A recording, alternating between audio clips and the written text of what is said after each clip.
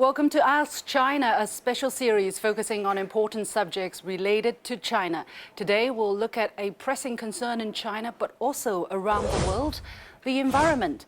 What achievements has China made in tackling pollution? What obstacles are ahead?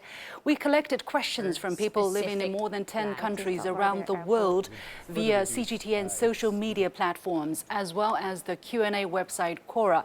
To find answers to these questions, I'm pleased to be joined by Wu Changhua, CEO of the Beijing Future Innovation Center and Executive Director of the Professional Association for China's Environment. Now let's take a look at some of the questions concerning how China has been dealing with pollution. What are your specific plans to address the environmental issues that your country is facing right now?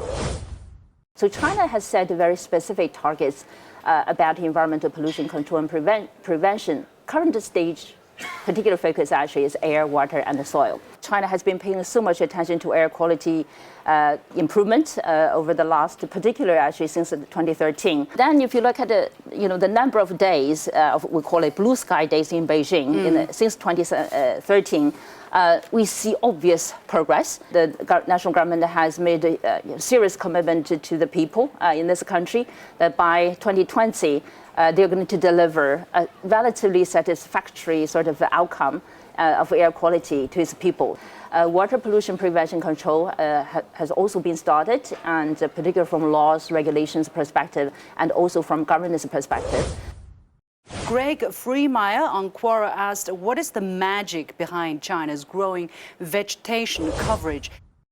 Revegetating the land has been part of the society for a long time, and the outcome we see today from the satellite is the outcome, is a result of that sort of decades-long actually efforts already.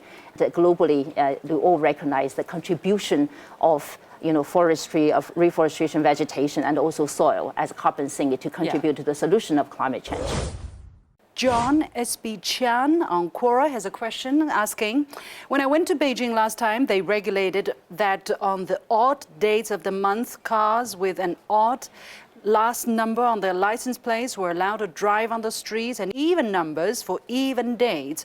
I don't know if that worked to improve air pollution. Actually, it's not like that, It's not like that. We take two numbers actually off the street every day, not just odd and even. Does that work? It works, and it contributes tremendously actually to improve local air quality.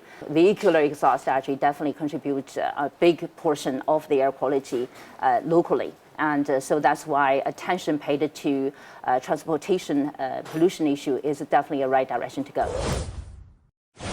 How do you see the approach and the role of the government in fighting air pollution in China? The government has absolutely critical role to play in driving environmental quality improvement. The reason is that environmental issues are public goods. We also recognize actually by having more restrictive laws, regulations, and policy incentives, you're also creating literally a market for environmental solutions, environmental technologies. That's why in China, something we call the environmental industry. Thank you so much, Ms. Wu Changhua, for your insights. And with that, we come to the end of this edition of Ask China. But I'm not going to go away without leaving you a question. Some people are saying, isn't it better to make that a norm, that on a daily basis, only half of the cars in Beijing can hit the road? What is your answer? What is your opinion? Leave your comments on the social media platforms of CGTN, and we'll see who gets a better end in the debate. Thank you very much for watching this special edition of Ask China.